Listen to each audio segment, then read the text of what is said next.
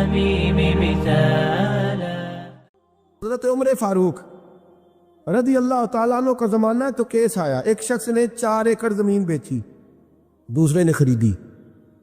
جس نے بیچی وہ کسان نہیں تھا، کوئی اور کام کرتا تھا. اس نے کہا میرے پاس فارغ ہے، میں تو کاشتکاری نہیں کرتا، تو ایک کسان نے خرید لی. توجہ ہے میری بات پر. وہ کسان ہل چلا رہا تھا، پہلے دن ہل چلایا تو اس کھیت کے اندر سے خزانہ نکل آیا. کھیت سے خزانہ کس کا ہے یہ جی؟ بھائی جی سڑک لنگ جائے نا وہ آتا ہے اور میں دیڑی نہیں تھی بیانہ واپس لو. اب تو سڑک گزر گئی ہے، مجھے تو پتہ ہی اب چلا ہے کہ یہاں ہاؤسنگ سوسائٹی آنے والی، میں تو نہیں دیتا ہی، رکھ لیا. کیا نکل آیا؟ ہیرے جواہرات چاندی لال نکل آئے. اب اٹھا کے نا وہ شخص نکلا ہے وہ رکھ لیتا، سنبھال لیتا، کیا ضرورت تھی؟ ویسے بھی لوگ تو پیسے بتاتے ہی نہیں کتنے. اٹھا کے نا وہ خزانہ تو جس نے بیچے تھے اس کے گھر چلا گیا. کہنے لگا میں نے زمین خریدی تھی، خزانہ نہیں خریدا تھا، تیرا ہے، تو لے لے، تیرا ہے، رکھ لے. وہ بھی صحابی رسول ہے. میرے نبی نے دنیا کی محبت کھینچ ڈالی ہے دلوں سے. وہ کیا کہنے لگے؟ کہنے لگے میں نے تو 4 ایکڑ سے بڑی مشکل جان چھڑائی ہے، تو اب پھر دولت لے کے آ گیا ہے. اس نے کہا یہ تیرا ہے، تو ہی رکھ، میں نے زمین بیچی تھی تو جو اس کے اندر تھا وہ سارا ہی تیرا ہے، بیچ ڈالا تھا. کہنے لگا نا میں نے زمین خریدی ہے، خزانہ نہیں خریدا. وہ کہنے لگا لا بھائی میں نے تو ہر شے بیچ دی ہے، اس میں سے پھل اگے، پھول نکلے، وہ سارے. جاگ رہے آپ لوگ؟ آنکھوں ہے ہی کم جاگن والا ہے، یہ ہوتا ہی نہیں. یہ عجیب معاملہ ہے نا جی. یہ فرشتے ہیں جو دنیا میں بستے تھے، یہ انسان تھے جن کو فرشتے بھی دروازے کھول کے دیکھتے تھے یہ کیسے انسان ہے. اب مقدمہ حضرت عمر کے پاس آ گیا. توجہ ہے میری بات پر. حضرت عمر فاروق کے پاس آیا. حضرت عمر فاروق نے دونوں کی بات سنی تو جس نے بیچی تھی اس سے کہنے لگے پرانے مالک سے، چل یار تو لے لے، مجھے لگتا ہے کہ تیرے ہی ہیں، تیرے بڑوں نے دبائے ہوں گے، تو نہیں نکال سکلا، تو ہے تو وراثت تیری بنتی ہے نا، رکھ لے. کہنے لگا عمر آپ کیا سرائی کر رہے ہیں؟ اگر یہ بات غلط ثابت ہو گئی اور قیامت میں مجھے اس خزانے کا حساب دینا پڑا تو آپ میرے ساتھ اٹھیں گے نا، میرا بوجھ اٹھائیں گے نا؟ حضرت عمر کہنے لگے جی میں کوئی نہیں اٹھاتا، میں تیرا بوجھ. اب وہ جس کو بیچا تھا حضرت عمر کہنے لگے بھائی اس نے تو تجھے دے دیا تھا، اب تیرا ہے تو رکھ لے.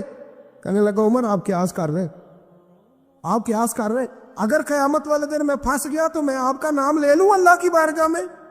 حضرت فاروق اعظم نے نا سر پکڑ لیا، فرمایا میں فیصلہ ہی نہیں کرتا، تم حضرت ابی بن کعب کے پاس جاؤ رضی اللہ ہو. حضرت ابی بن کعب کے پاس آئے اور آ کے ان دونوں نے کہا حضرت جی ہمارا ایک کیس الجھ گیا ہے. فرمایا وہ کیا؟ وہ صحابہ تھے جن کی ہر صبح عید ہوتی تھی، خدا کا قرب حاصل تھا، نبی کی دید ہوتی تھی. حضرت ہمارا کیس الجھ گیا، حضرت عمر سے فیصلہ نہیں ہوا، آپ مہربانی. فرمانے لگے وہ کون سا کیس ہے جو عمر فاروق سے فیصلہ نہیں ہوا؟ وہ کون سا کیس ہے؟ کہ حضرت جی یہ معاملہ ہے. توجہ ہے میری بات پر. یہ والا معاملہ ہے کہ اس نے بیچی ہے جگہ، میں نے خریدی ہے، اب خزانہ نکل آیا، میں کہتا ہوں تیرا ہے، یہ کہتا ہے نہیں تیرا، میرا میری نہیں. جی یہ کون سا دور ہے؟ بولے نا وہ کون سا دور تھا؟ خیر الناس من ینفع الناس، لوگوں میں بہتر وہ جو لوگوں کے لیے نفع بخش. یہ کہتا ہے خزانہ تیرا ہے، میں کہتا ہوں نہیں، تو کون سا دور ہو گیا؟ تیرا تیری کا. حضرت سیدنا ابی بن کعب رضی اللہ تعالیٰ عنہ نے سر جھکا لیا. کہنے لگے میں فیصلہ کیا کروں، میں بہت بڑا قاضی ہوں پر یہاں میں بھی الجھ گیا ہوں. اب فیصلہ سنو، خوبصورت فیصلہ. حضرت ابی بن کعب اس سے پوچھتے ہیں بیچنے والے سے تیرے بچے کتنے؟ کہنے لگا جوان بیٹا ہے. خریدنے والے سے کہتے ہیں تیرے کتنے بچے ہیں؟ اس نے کہا جوان بیٹی ہے. کہنے لگا میں ان دونوں کا نکاح کر کے سارا سامان انہیں جہیز میں دے دیتا ہوں، ان کا نکاح کر کے سارا کچھ انہیں جہیز میں دے دیتا ہوں، تیرے گھر بھی آ جائے گا، تیرے گھر بھی. یہ فیصلہ سیدنا ابی بن کعب رضی اللہ تعالیٰ عنہ نے دیا. لوگ رو رہے تھے، کہہ رہے تھے کیا بات ہے اس فیصلے کی، کیا بات. ایک نوجوان تھا مینا کے بازار میں دوڑا جا رہا ہے، ایک بابا جی اس کو ملے بزرگ، تو ان بزرگوں کے اس نے، توجہ ہے میری بات پر آپ، ان بزرگوں کی تھیلی اس نے اشرفیوں والی چھین لی، چھین کے دوڑ گیا، کافی آگے چلا گیا تو گر گیا. جب گرا تو نظر آنا بند ہو گیا. لگاؤ اللہ کے ولی کی بے ادبی ہوئی، اس لیے نظر آنا بند ہو گئی، بے ادبی ہو گئی. بڑا پریشان ہوا، سخت آزمائش کا شکار، کیا کروں کدھر جاؤں. جب بڑی سخت تکلیف کے اندر وہ گرفتار ہوا تو لوگوں سے کہنے لگا مہربانی کرو مجھے بابا جی سے معافی لے دو. گرا جو ان کی نگاہ سے وہ سنبھل نہیں سکتا. اللہ والوں کی بے ادبی اللہ کو بڑی ناپسند ہے. اللہ والوں کی بے ادبی اللہ کو بڑی ناپسند ہے. اس سے ضرور بچیں. اللہ تعالیٰ ہمیں بچنے کی توفیق عطا فرما. پکڑ کے بابا جی کے پاس لائے. بابا جی معاف کر دیں، آپ کی وجہ سے آنکھیں چلیں گی. بابا جی کہنے لگے نہیں، میں نے تو بد دعا دی نہیں. تو وہ کیسے؟ کہنے لگے میرے ساتھ جب کوئی مسلمان زیادتی کرتا ہے تو میں فوراً ہی معاف کر دیتا. کہا جی میرے لیے دعا کر دیں. دعا کی، بابا جی کی آنکھیں ٹھیک. بابا جی نے دعا کی، نوجوان کی آنکھیں صحیح ہو گئی. لوگ چلے گئے تو وہ نوجوان قریب بیٹھ گیا. کہنے لگا بزرگوں آپ نے جو کہا میں نے مان لیا، پر ایک بات میری سمجھ میں نہیں آئی. کہا وہ کیا؟ کہا آپ کہتے ہیں میرے ساتھ کوئی مسلمان بھی زیادتی کرتا میں فوراً معاف کر دیتا ہوں. فوراً تو معافی دی جاتی نہیں، دی جا سکتی نہیں. تھوڑی دیر تو بندے کے دل کو تکلیف رہتی ہے. آپ نے جو نہیں نا، بعد لوگ بریکی میں جاتے ہیں نا بہت سارے. کہا جناب بندے کے دل میں تھوڑی دیر تو تکلیف، ایک کوئی لڑائی ہو جائے تو کہتے ہیں ابھی نہیں میں نے جانا، ذرا بات ٹھنڈی ہو جائے گی تو پھر ابھی تو بڑی چوٹیں لگی ہیں، بڑا مسئلہ بنا ہے. یہ شعوری طور پہ لوگ ایسا کرتے ہیں. کہا فوراً کیسے آپ نے معاف کر دیا؟ کہا فوراً کیسے معاف کر دیا؟ تو بابا جی کہنے لگے مجھے اپنے نبی سے پیار ہی بڑا ہے صلی اللہ علیہ. ہم عشق کے بندے ہیں، کیوں بات بڑھائی ہے؟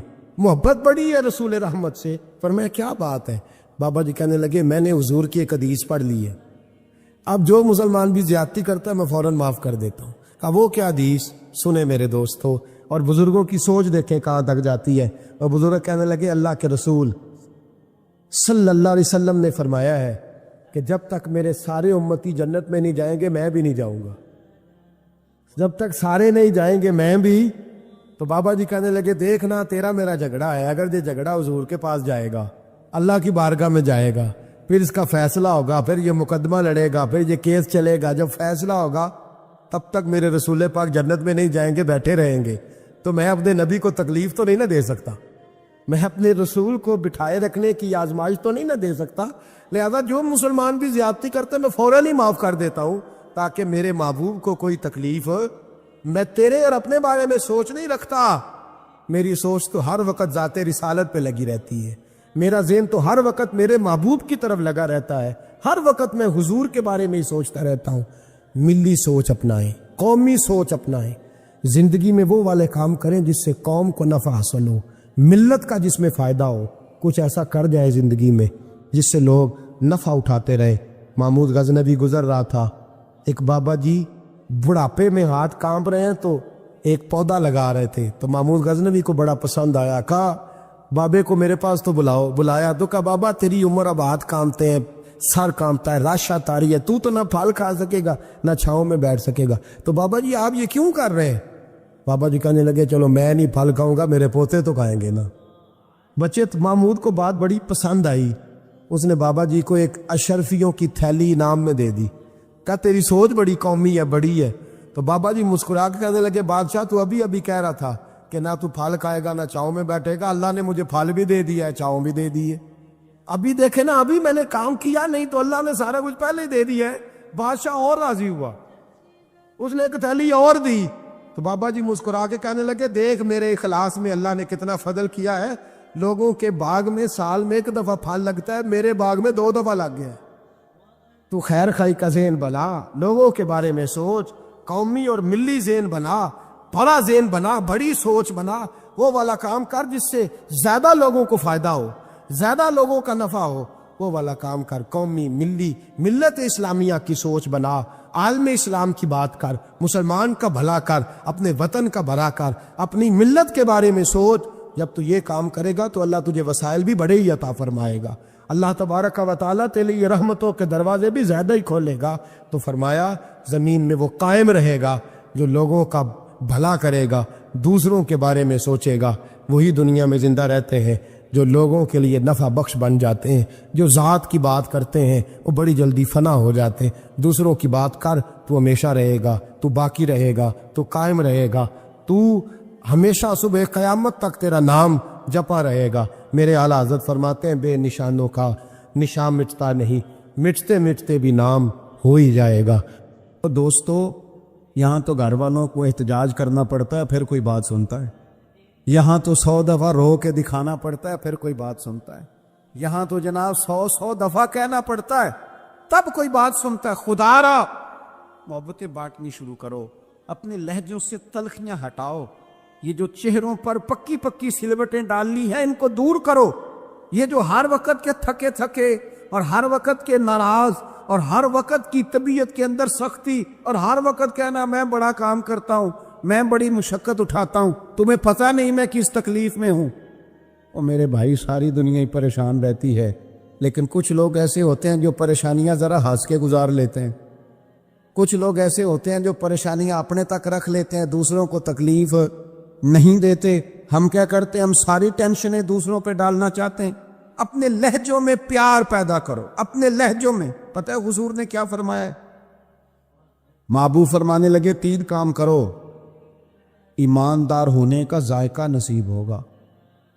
ایک ہوتا ہے کھانا، ایک ہوتا ہے مزیدار کھانا، ایک ہوتا ہے مومن۔ ایک وہ مومن ہوتا ہے جسے مومن ہو جانے کا مزہ آئے، مزہ آ گیا بھائی مومن ہونے کا۔ کریم فرمانے لگے 3 کام کرو تمہیں مومن ہونے کا مزہ آئے گا۔ 3 کام کرو۔ یا رسول اللہ کون سے؟ فرمایا ایک تو ہر چیز سے بڑھ کے اللہ رسول سے محبت کرو، پیار کرو رب رسول سے، پیار کرو۔ یہاں حضور نے یہ نہیں فرمایا نماز پڑھو، یہ نہیں فرمایا روزہ رکھو، یہ نہیں فرمایا حج کرو، خیرات کرو، وہ کام بھی اپنی جگہ پہ بڑے ضروری ہیں، وہ بھی فرض عین ہیں، ان کے بغیر بھی 1 منٹ کے لیے گزارا نہیں۔ لیکن فرمایا اگر ان چیزوں کا مزہ لینا ہے نا، ادھر دیکھیے میری طرف، اگر ان چیزوں کا مزہ لینا ہے نا، کہ نماز مزیدار ہو جائے، روزہ مزیدار ہو جائے، سخاوت مزیدار ہو جائے، حج مزیدار ہو جائے، فرمایا اگر چاہتے ہو مومن ہونے کا مزہ آئے تو ہر چیز سے بڑھ کے اللہ رسول سے محبت کرو۔ یہ بخاری مسلم دونوں میں موجود ہے۔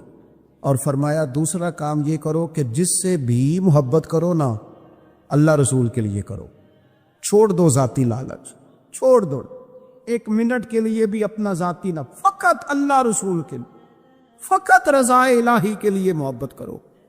اور تیسرا حضور فرماتے ہیں مسلمان ہونے کے بعد، کلمہ پڑھنے کے بعد کفر کی طرف جانا اتنا ناپسند کرو جتنا آدمی آگ میں جانا ناپسند کرتا۔ یہ 3 کام کرو تمہیں مومن ہونے کا مزہ آئے۔ اگر کبھی پیار والا لہجہ بنا لیں، اگر کبھی تلخی چھوڑ دیں، اگر کبھی اپنے مزاج سے وہ ساری چیزیں دور کر دیں اور ہم رب رسول سے صحیح والا پیار کریں، تو آپ یقین کریں پھر بندہ قرآن پاک شروع کرتا ہے تو اس کا تلاوت چھوڑنے کو دل نہیں کرتا، پھر وہ سجدے میں سر رکھتا ہے، پیار ہو گیا نا اللہ رسول سے، پھر وہ سجدے میں سر رکھتا ہے تو اٹھانے کو جی نہیں چاہتا، پھر وہ دین کی نوکری کرتا ہے تو اس کا دل کرتا ہے صبح بھی دین کی بات کروں، شام بھی دین کی بات کروں، میرا ایک ایک رواں خادم بن جائے، میں نوکری کروں، جگہ جگہ جا کر رسول اللہ کے دین کی بات کروں۔ کیوں؟ پیار جو ہو گیا، محبت جو ہو گئی۔ جب آپ کے لب و لہجے میں پیار سرایت کر جائے، آپ کو پتہ ہے پھر اس محبت کو آگے بڑھانے کا کہا گیا ہے۔ حضور نے فرمایا میرے صحابہ سے بھی محبت کرو کیونکہ میرے صحابہ ہیں، پھر ان سے بھی پیار کرو، ان کے بارے میں تمہارے دلوں کے اندر عقیدت کے جذبات ہیں۔ اور پتہ ہے کس طرح کی عقیدت؟ شوق والی عقیدت۔ میرا اور آپ کا دور بحث کا دور ہے، اور بعض ایسے بیوقوف ہیں جو اپنی حیثیت نہیں دیکھتے اور اپنی ذاتی بحث کو اٹھا کے نبی پاک کے صحابہ اور اہل بیت تک لے جاتی، اور یار تیری تو حیثیت ہی نہیں ہے تو ان پر بات کر سکے، تو دیکھ تو صحیح ہے وہ لوگ ہیں جنہیں اللہ نے اپنے نبی کی غلامی کے لیے منتخب فرمایا، اللہ نے جن کا انتخاب کر کے حضور کے دور مبارک میں جنہیں رکھا، تو ان لوگوں کے بارے میں کلام کر رہا ہے۔ عقیدت، پیار صحابہ سے عقیدت، اور اس عقیدت کے اندر وارفتگی۔ حضور کے صحابہ ہجرت کر کے گئے تھے حبشہ، نجاشی بادشاہ پر کفار مکہ نے، قریش نے بڑا پریشر ڈالا کہ یہ ہمارے بھاگے ہوئے لوگ ہیں، انہیں واپس کر دو، پر وہ نجاشی نے کہا میں واپس نہیں کرتا، انہیں جگہ دی، صحابہ کو آزادی سے عبادت کرنے کا موقع دیا۔ ایک دفعہ نا حبشہ سے کچھ مہمان آ گئے جہاں صحابہ جا کے رہے تھے.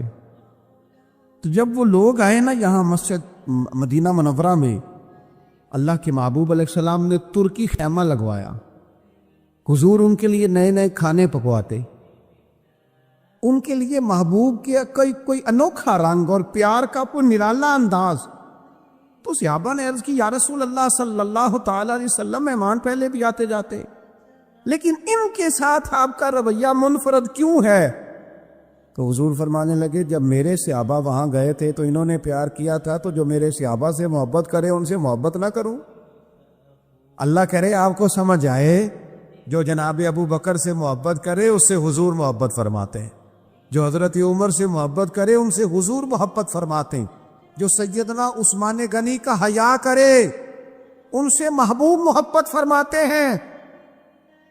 اور مولا مرتضیٰ کے بارے میں تو فرمائے اس کی محبت ہی تو ایمان ہے، اور علی کا بغض ہی تو نفاق ہے.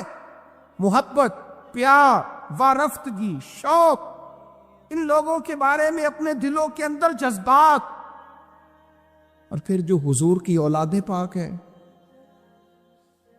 آپ کو پتہ ہے یہ اپنے محسن کا شکریہ ادا نہیں کرتا وہ رب کا بھی نہیں کر سکتا.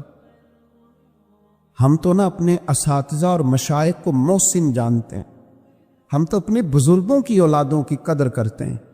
امام اعظم کہیں بیٹھے تھے تو ایک بچہ چھوٹا بار بار آتا تھا تو امام صاحب اٹھ کے کھڑے ہو جاتے. کئی دفعہ آیا امام صاحب، کئی دفعہ کھڑے ہوئے. شاگردوں نے عرض کی حضور یہ چھوٹا بچہ ہے، کئی دفعہ آئے گا، آپ بوڑھے آدمی ہیں، بار بار اٹھنے میں تکلیف ہوتی، یہ تو 100 دفعہ آئے گا. تو امام صاحب فرمانے لگے 1000 دفعہ بھی آئے میں کھڑا رہوں گا اس کے استقبال کو. حضور کیوں، کون ہے بتا ہی دیں. تو امام اعظم رو پڑے، فرمانے لگے میرے استاد کا پوتا ہے یہ، اصلاں نال جے نیکی کریے وہ نسلاں تاک نہیں بھول دے. اصلاں نال جے نیکی کریے وہ نسلاں تاک نہیں بھول دے، تے بے اصلاں نال نیکی کریے تے پھل کنڈیاں نال تول دے. اور میرے عزیز، ہم تو اپنے اساتذہ اور مشائخ کی اولادوں کا احترام کرتے ہیں، اور پھر جو نبی پاک کی اولاد ہے، پتہ ہے حضور نے کن لفظوں سے اپنی اہل بیت سے محبت کرنے کا کہا ہے؟ کن لفظوں سے؟ حضور فرمانے لگے اللہ سے محبت کرو تو میں رزق دیتا ہے، اور مجھ سے محبت کرو میں اللہ کا رسول ہوں. اور فرمایا میری اہل البیت سے محبت کرو چونکہ میری اولاد ہے، اور میری طرف دیکھ کے ان سے پیار کرو. حضور کی اولاد کے بارے میں جذبات، وارفتگی. میرا ایک چھوٹے گھر سے تعلق ہے، لیکن میں نے اپنے بزرگوں کو، والدین کو، اپنی دادیوں نانیوں کو وہ کہا تھا نا اعلیٰ حضرت نے میں خانہ زاد کو نہ ہوں، صورت لکھی ہوئی بندوں کنیزوں میں میرے مادر پدر کی ہے. فاضل بریلوی کہتے ہیں یا رسول اللہ ہم تو خاندانی غلام ہیں آپ کے گھر کے، اور آپ کے گھر میں جو رجسٹر ہے نا اس میں ہماری صورتیں موجود ہیں. یا رسول اللہ میرے باپ، دادا، پڑدادا، نانا، پڑنانا وہ آپ کے گھر کے غلام ہیں، اور میری دادیاں، نانیاں، پڑنانیاں وہ کنیزیں ہیں آپ کے گھر کی. خانہ زاد کو نہ ہوں، صورت لکھی ہوئی بندوں کنیزوں میں میرے مادر پدر کی. ہماری تو صورتیں لکھی ہیں کہ ہم خاندانی غلام ہیں، خاندانی طور پر نوکر ہیں آپ کے دروازے کے. ہم نے یہ دیکھا کہ پرانے لوگ جن کے مکان کچے تھے ان کے عقیدے بڑے پکے تھے، بڑے پختہ نظریات. یہ محرم شریف سے پہلے بڑی عید آتی ہے تو والد صاحب چاول لائے گھر میں، تو وہ چاول بڑے اچھے پکے. تو آپ کو پتہ ہے یہ گھر میں جو سامان آتا ہے یہ عورتیں پاس کرتی ہیں کہ صحیح آیا کہ نہیں آیا. تو وہ چاول پکائے تو اماں جی کہنے لگی یہ چاول جو آپ اب کے لائے ہیں یہ بڑے اچھے ہیں، خوشبو بھی بڑی اچھی ہے، پکنے میں بھی بڑے اچھے ہیں، بڑے عالی شان ہیں، یہ بڑے ٹھیک ہیں چاول. کہا چلو ٹھیک ہے، اگر یہ پاس ہو گئے. تو وہ دو تین توڑے چاولوں کے آ گئے. کچھ دنوں کے بعد گھر میں دوبارہ چاول پکے تو ابا جی کہنے لگے وہ چاول کتنے نہیں جڑے میں ادن آندے سن، جنہاں دیاں بڑیاں تعریفاں ہو رہی سن. سادے لوگ، کم پڑھے لکھے، لیکن وارفتگی، شوق اور عقیدتیں اتنی انوکھی. والدہ صاحبہ کہنے لگی وہ چول بڑے سوادی سن، میں رکھ چھڑے نے 10 محرم امام حسین دی نیاز پکاواں گے. ایسا نہیں ہے کہ وہ چلو جو چیز بھی مل گئی، حضور کی اولاد پاک کے نام پہ کچھ دینا ہے نا، تو کہا جو زیادہ اچھے ہیں نا، جو زیادہ صحیح پکے تھے، یہ نہیں فرمایا وہ میرے بچے کھائیں گے ان کو دینے ہیں، فرمایا نہیں، وہ حضور کی اولاد پاک کے نام پر اصال ثواب کے لیے پکائیں۔ وہ دوستو، یہ شوق جب طبیعتوں میں ہوتا ہے، یہ ذوق جو ہمارے بڑے بوڑھوں نے ہمیں دیا، خدا را نکل آؤ آج کے دور کے کیمروں کے اندر سے باہر نکلو، لہجوں کو پیار والا کرو، تھوڑی دیر کے لیے انا کو قربان کرو، نکل آؤ ان ساری چیزوں سے، وہ جو خود سے اپنے اپنے پروٹوکول بنا لی ہیں ان سے باہر آؤ، لہجہ محبت والا، بولنا محبت والا، آنا جانا محبت والا، کوئی کسی پر ہمارا وجود بوجھ نہ بنے، ہم کبھی کسی کو تکلیف نہ دیں، ہمارے انداز سے کبھی کوئی لوگ، بڑا خطرناک ہوتا ہے وہ بندہ جو کسی کو اتنا ستائے کہ وہ آدمی کہے یار تو نے بڑی تکلیف دی ہے، میں تیرا کچھ نہیں کر سکتا، میں رب کی بارگاہ میں تیری شکایت کروں گا۔ یہ بڑا خطرناک مسئلہ ہوتا ہے۔ ہم بعضوں کا سمجھتے ہیں سامنے والے نے نظر جھکائی، بول نہیں سکا، وہ تیری نفرت کا شکار تو ہوا ہے، پر یاد رکھنا جب مظلوم کی آہ نکلتی ہے تو آسمان کے دروازے سارے کھل جاتے ہیں۔ نفرتوں کو فروغ نہ دو، اور پھر ایک تو خود لہجہ نہیں ہوتا پیار کا، ایک دوسروں کو بھی جب بھی سبق پڑھاتے ہیں نا، نفرت کا ہی پڑھاتے ہیں بعض لوگ، الا ماشاء، کوتاہیاں بیان کرتے ہیں۔ یہ جو میاں بیوی کے درمیان لڑائی ڈالتے ہیں، ان لوگوں کو پتہ ہے کہ وہ تو بات کر کے چھوٹا سا جملہ کہہ کے رخصت ہو گئے، اور انہوں نے 24 گھنٹے اکٹھے رہنا تھا، ان کی زندگی کو دوزخ بنا دیے۔ یہ جو بھائیوں کے درمیان لڑائی پیدا کرتے ہیں، لڑائی، ان کو پتہ ہے کہ تو 2 جملے کہہ کے بھائی کے خلاف تو رخصت ہو گیا، اور پیچھے ان لوگوں نے اکٹھے رہنا تھا، تکلیف آ گئی۔ میں ایک فیکٹری میں ایک دفعہ موجود تھا، میرے ایک دوست ہیں اس فیکٹری کے آنر، تو ان کے جو زیادہ بہترین کاریگر تھا اس کے بارے میں ایک آدمی کانوں میں بات کر رہا تھا، اور کرتے کرتے آخر میں کہنے لگا ابھی مجھے تحقیق نہیں پوری، انہوں نے شک ہوا ہے، میں آپ کو بتا رہا ہوں، پوری تحقیق کر کے بعد میں بتاؤں گا۔ تو وہ جب جانے لگا تو میں نے اس سے کہا، میں نے کہا تو پوری تحقیق پا میں نام ہی کر، جیڑی آگ تو لائی ہے ٹھیک ٹھاک لگ گئی ہے، یہ وہ بیچارہ کام کر رہا ہے، یہ اس سے کام لے رہا ہے، ان کا نظام ٹھیک چل رہا ہے، تو صرف اس مالک کے سامنے گڈ بک میں آنے کے لیے باقیوں کا نقصان کر رہا ہے، کوڑے سے نفع کے لیے آگ لگا رہا ہے ماحول کے اندر، اپنی ذاتی قربت بڑھانے کے لیے نفرتوں کو فروغ دے رہا ہے۔ کبھی یہ کام نہ کریں، یہ کام ہمیشہ کمزور لوگ کرتے ہیں، یہ کام نیچ لوگ کرتے ہیں، اپنے تھوڑے سے نفع کے لیے ماحول کے اندر خرابی پیدا کرتے ہیں۔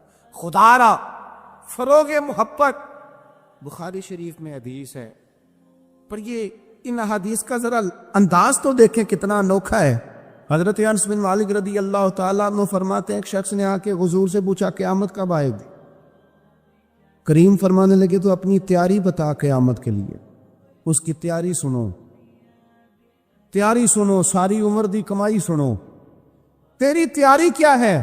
کہنے لگا حضور نہ زیادہ نفلی نمازیں پڑھی ہیں، نہ زیادہ نفلی روزے رکھے۔ پھر تیاری کیا ہے؟ کہنے لگا حضور میری تیاری یہ ہے کہ اللہ سے بھی پیار کرتا ہوں، رسول اللہ سے بھی پیار کرتا ہوں، میری تیاری محبت ہے، میری تیاری عشق ہے، میری تیاری وفا ہے، میری تیاری تیرا شوق ہے، میری تیاری تیری یاد میں تڑپنا ہے، میری تیاری صبح و شام تیرا ذکر کرنا، یا رسول اللہ، اللہ سے بھی محبت، رسول اللہ سے بھی محبت۔ حضور نے ہر عبادت کا ثواب بیان کیا، اس نے جب محبت کی بات کی تو یہاں والا کیا ثواب بیان کیا؟ تیری تیاری کی ہے کیا ہے آخرت کے لیے؟ اس نے کہا اللہ رسول سے محبت کرتا ہوں۔ تو حضور فرمانے لگے سن پھر، قیامت میں ہر بندہ اسی کے ساتھ ہوگا جس سے وہ محبت کرتا ہے، یعنی عبادات پر ثواب ملے گا، اور محبت رسول پر رب رسول کا قرب نصیب ہوگا، قرب مصطفیٰ ملے گا محبت پر۔ یہ بخاری ہے۔ حضرت انس بن مالک کہتے ہیں بندہ میں چلا گیا اور خوش گیا، موقع بڑا اچھا تھا، میں نے فوراً بات کر دی، میں نے کہا یا رسول اللہ صلی اللہ علیہ وسلم، جو جس سے محبت کرے گا اسی کے ساتھ ہوگا، میں اللہ سے بھی محبت کرتا ہوں، رسول اللہ سے بھی محبت کرتا ہوں، ابو بکر صدیق سے بھی کرتا ہوں، फारूक आजम से भी करता हूं, हुजूर मेरे लिए क्या हुक्म है? तो महबूब ने फरमाया फतवा वही है, सवाल का जवाब वही है, अमल की जज़ा वही है कि जो जिससे मोहब्बत करेगा क़यामत में उसी के साथ खड़ा किया जाएगा। अगर तो इन सब से मोहब्बत करता है तो इनके साथ खड़ा किया जाए। हजरत अबू ज़र ग़िफ़ारी रज़ी अल्लाह तआला अन्हु ने यहां तक सवाल पूछा, तरगीब व तरहीब में मौजूद है, कहा या रसूल अल्लाह, कोई बंदा किसी कौम से प्यार करे पर उन जैसे अमाल ना कर सके, मोहब्बत में खालिस है, मोहब्बत में मुखलिस, मोहब्बत उसकी बिल्कुल साफ सुथरी है, अल्लाह की रिजा के लिए मोहब्बत करे पर उन जैसे अमल ना कर सके तो उसे क्या मिलेगा? तो हुजूर फरमाने लगे, मोहब्बत खालिस करे, अल्लाह क़यामत के दिन दोनों मोहब्बत करने वालों को इकट्ठा फरमा देगा। ओ मेरे दोस्तों, मोहब्बत ही का तो सारा ताना बाना है, मोहब्बत ही पर तो सारा फैज है, मोहब्बत ही पर तो करम है, मोहब्बत ही पर तो। हुजूर के साथ एक शख्स बैठा था, सामने से एक शख्स गुजरा, उसने कहा या रसूलल्लाह, ये बंदा मुझे बड़ा अच्छा लगता है, मेरे दिल में इसके लिए बड़ी कदर है, मैं इससे बड़ी मोहब्बत करता हूं। तो हुजूर फरमाने लगे, उठ के जाओ उसे बता के आ, उसे बता। और मिशकात में ये लफ्ज मौजूद है, जिससे मोहब्बत करो उसे बताओ ताकि वो भी तुमसे मोहब्बत करे। क्या मतलब? वो भी मोहब्बत करे, तू भी मोहब्बत कर, मोहब्बत ही मोहब्बत हो जाए दुनिया में, प्यार ही प्यार हो जाए, लहजों के अंदर शाइस्तगी आ जाए, हर तरफ मौसम बहार का हो, हर तरफ बात खुशबू की फैले, तलखियां छोड़ दें, नाराजगियां छोड़ दें। आजकल ना हम सारे नाराज हैं, किसी से पूछ लें तो दो चार बंदों से जरूर नाराज है। वो कोई फैक्ट्री की आनत से नाराज है, कोई अपने ऑफिसर से नाराज है, कोई अपने मुलाजिमीन से नाराज है, कोई अपने पड़ोसी से नाराज है, कोई किसी से नाराज है। लहजों में नाराजगी आ गई, जब भी बात करते हैं कोई तलख तलख सी। उसका नतीजा ये निकलता है कि मुल्क की लेवल पर भी जब सवाल पूछा जाता है ना तो बंदे गड़बड़। मैं कहीं जा रहा था सफर पे, तो बड़ी जल्दी थी मुझे, एक साहब आ गए और वो कोई बात करना चाह रहे थे, तो मुझे कहने लगे हालात आजकल कैसे हैं? मैंने कहा बिल्कुल ठीक है। उनका ख्याल था कि थोड़ा सा तबसरा ये करेंगे, थोड़ा सा मैं करूँगा, तो थोड़ा सा हमें मौका मिलेगा थोड़ी सी मुल्क की ग़ीबतें करने का। ये काम हम सुबह शाम करते हैं। आप यकीन करें, जितनी खूबसूरती अल्लाह ताला ने हमारे वतन को अता फरमाई है, जितने मोहब्बत करने वाले लोग अल्लाह ने यहाँ अता किए, ये सूफिया की धरती है, औलिया की धरती। यहाँ मेरे नबी पर दुरूद व सलाम पढ़ा जाता है, यहाँ हुजूर के नाम के नारे बुलंद होते हैं, यहाँ जगह जगह मस्जिदों में कुरान पाक की तिलावत होती है। यहाँ मैंने देखा है एक गरीब आदमी को एक खून की बोतल की ज़रूरत पड़ती है, 14 नौजवान लाइनों में खड़े होते हैं, हम हाजिर हैं, हम हाजिर। इतना लोग सखावत करते हैं, लोगों को देते हैं। ये सैलाब आया था, मुझे थोड़ा मौका मिला वहाँ सफ़र करने का, हाजिर होने का। मैंने देखा लोगों में बड़ी तड़प, हमें बताए हम क्या कर सकते। वो दोस्तों खूबियाँ भी तो बयान करो ना, कमज़ोरियाँ हैं इनकार नहीं करता, लेकिन इतनी तलखी, इतनी नाराज़गी, हर वक्त का शिकवा, इतनी पाक सरजमीन के बारे में हर वक्त लहजों के अंदर नफरत और हर वक्त गलत बात। खुदारा आप सोचें, इसी धरती ने, इसी वतन ने कितने मुजाहिद पैदा किए, कितने शहीद पैदा किए, कितने दलेर पैदा किए, कितने जाने देने वाले पैदा किए, कितने मर मिटने वाले पैदा किए, कितने लिल्लाहियत वाले। मेरा एक दीनी तारुफ है, मैं एक इदारा चलाता हूं, उस पर मोटा नाम मेरा ही लिखा होगा, बानी है इदारा, लेकिन जो लोग उसमें सुबह शाम ताबुन करते हैं और ताबुन करके साथ ये भी कहते हैं किसी से जिक्र ना करना, किसी से नाम, उनके खुलूस पर शक किया जा सकता है। वो भी तो बड़ी जगहों पर बानी है। इस महफिल में बड़ा स्टेज मुझे दिया गया है, फोटो मेरी आ रही और वीडियो मेरी बन रही है, पर जिन बच्चों ने कितनी दोपहर से लेकर यहाँ काम शुरू किया, पोस्टर लगाए, पसीने उनके वजूद से बहे, जेबों से पैसे खर्च किए। नाम तो चंद लोगों का होता है, स्टेज पर तो कुछ और लोग आते हैं। क्या उनके खुलूस में शक किया जा सकता है? उनके दिलों में मोहब्बत के जज्बात मौजूद थे, तो ये सारा काम किया। खुदारा थोड़ा थोड़ा ना नफरतों को भूलें, تھوڑا تھوڑا مزاجوں میں محبت لائیں، تھوڑا تھوڑا مسکرانا شروع کریں، تھوڑا سا اپنی زندگی میں اچھائیوں کو سوچنا شروع کریں، تھوڑا سا مثبت ہو جائیں، تھوڑا سا نا تھوڑی سی مہربانی کریں، تھوڑا سا غور کریں۔ کسی شخص نے حضرت عمر سے کہا تھا، اپنی بیوی کی شکایت کی تھی، آپ فرمانے لگے خدا کے بندے تیرا گھر سنبھالتی ہے، تیرے بچوں کو پالتی ہے، تو گھر نہیں ہوتا تیری عزت کی محافظ بنتی ہے، چل اگر کچھ غلطیاں کرتی ہیں تو بھی اللہ کی رضا کے لیے معاف کرنا، تو بھی تھوڑا درگزر کا لہجہ اختیار کر۔ حضرت ابو مسعود انصاری رضی اللہ تعالیٰ عنہ اپنے غلام کو مار رہے تھے، اچانک محبوب آ گئے، حضور نے فرمایا کیوں سختی کر رہا ہے؟ یا رسول اللہ بڑا ہی معاف کرتا ہوں، بڑا ہی معاف کرتا ہوں، آخر کتنا کو کروں؟ حضور فرمانے لگے گن کے اگر کرنا ہے تو میرے کہنے پہ 70 دفعہ تو کرنا دن میں۔ اور ایک صحابی سے حضور نے یوں بھی فرمایا پتہ ہے تیرا رب تجھے کتنا معاف کرتا ہے؟ پتہ ہے رب تجھے کتنا معاف کرتا ہے؟ تو اللہ کے بندوں کو معاف کرنے کو تیار نہیں، اپنی طبیعت سے، اپنے مزاج سے نفرت کو نکال پھینکے اپنے لب و لہجے میں نا محبت لائیں۔ آپ یقین کریں محبت ہو جائے نا، محبت ہو جائے تو وہ اس طرح کا روپ دھار لیتی ہے کہ کچھ چیزیں نا، وہ کچھ لوگ ایسے ہوتے ہیں جو مانگ کے لیتے ہیں کچھ چیزیں، اور کچھ کا لہجہ اتنا شاندار ہوتا ہے، وفادار اتنے ہوتے ہیں، پیار اتنا کرتے ہیں، انہیں مانگنا پڑتا ہی نہیں، وہ خود بخود سارا کچھ قربان کرنے کو دل کرتا ہے، انداز ایسا انوکھا ہوتا ہے۔